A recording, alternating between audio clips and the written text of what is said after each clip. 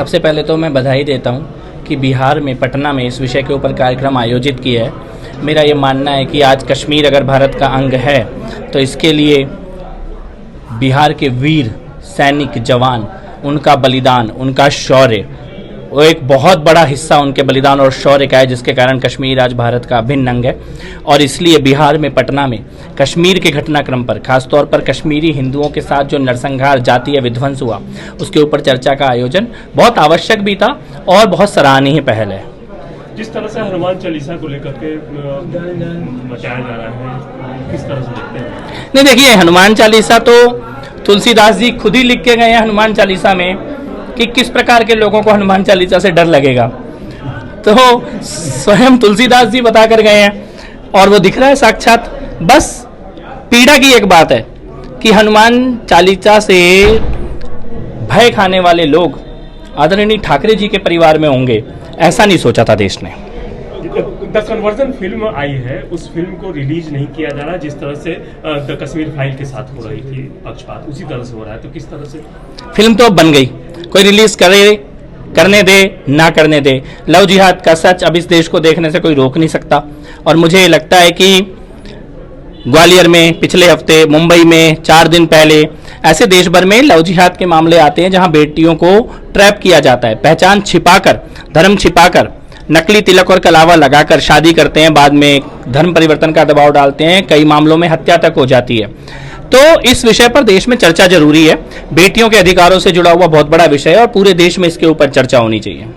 एक सवाल ये है कि बिहार के किशनगंज, कटिहार वगैरह में ये मामले बढ़ते जा रहे हैं, तो आप दिल्ली में जाकर कुछ इसको जरूर उठाएंगे, बल्कि यहाँ पर मेरे को बताया भी है लोगों ने। लव जिहाद एक बहुत ही गंभीर और संवेदनशील विषय है। मुझे लगता है कि जो लोग ये मानते भी हैं कि लव जिहाद नहीं होता, उनको भी इसके ऊपर चर्चा के लिए आगे आना चाहिए, डायलॉग होना चाहिए, संवाद होना चाहिए।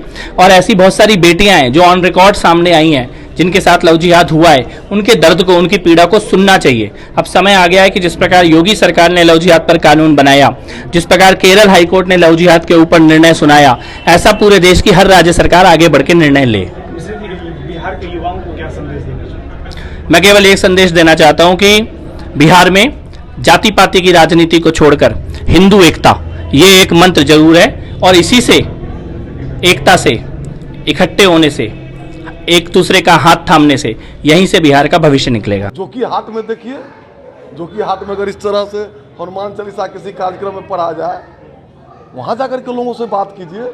कश्मीर फाइल्स से कमजोर बिहार फाइल्स पर फिल्म नहीं बनेगा अगर लोग बनावेंगे। आपको लगता है कि बिहार में भी परिस्थितियां सरकार निश्चित रूप से बिहार में भी आप देखिए ना किस तरह से तुष्टिकरण हो रही है। आप एक विधानसभा में 20-20 कब्रिस्तान गिरवाया जा रहा है, उसका विज्ञापन निकल रहा है और श्मशान के प्रति हम लोग हल्ला करते रह गए, कोई सुनने वाला है? सरकार तो आपकी है। सरकार हमारी है, लेकिन गठबंधन की सरकार है। गठबंधन की सरकार में नहीं चल रही है आपकी? गठबंधन की सरकार धर्मनिरपेक्षतावादी है, सेकुलरवादी है, सेडो सेकुलरिज्म, तुष्टिकरण की नीति पर चल रहे हैं लोग। लेकिन हाल फिलहाल के दिनों में देखा गया कि बहुत ज़्यादा दावते इफ्तार हो रहा था, बहुत लोग, मुख्यमंत्री भी शामिल हुए थे। आप देखेंगे ना, जब फलाहार भी होगा या फलाहार जो नवरात्रा में करेंगे, तब तो ये सब वोट के लालच में लोग करते हैं और वोट के लालच में या सत्ता के लालच में हमने भारत का विभाजन कराया। आज भारत के कई जिलों में हिंदू अल्पसंख्यक हो गए हैं, प्रखंड में हो गए हैं, पंचायत में हो गए हैं और पिछड़े हैं, दलित हैं, गरीब हैं, उन पर कोई बोलने वाला नहीं है। अच्छा, किशनगंज जोकीहाट की जो आप चर्चा कर रहे थे, चाहे वो माझी नेता हो, चाहे सहनी नेता हो, अगर सहनी पर अत्याचार कोई कर रहा है, अल्पसंख्यक वर्ग का लोग अगर माझी पर कर रहा है, कोई बोलने की सिवा तैयार नहीं है।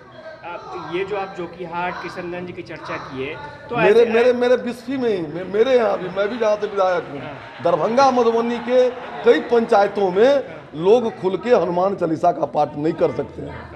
तो क्या लगता है कैसे हालात सुधरेंगे? हालात सुधरेगा कैसे? 370 हटा कश्मीर से कि नहीं? इसलिए धीरज रखिए, इसीलिए तो हनुमान चालीसा का पाठ हो रहा है। हालात कैसे सुधरेंगे? अभी भी तो आप सरकार में हैं, फिर हालात कैसे सुधरेंगे? होगा जब जिस दिन पूरी सरकार हमारी बनेगी, सब कुछ दुरुस्त हो जाएगा। कैसे कोई कहता था कि 370 हटेगा, लोग कहते थे कि तिरंगा पकड़ने वाला नहीं होगा, खून की नदियां बह जाएगी। आएगा समय, सब कुछ होगा। तमाम लेटेस्ट खबरों को सबसे पहले देखने के लिए सब्सक्राइब करें डिजिटल न्यूज़ 20।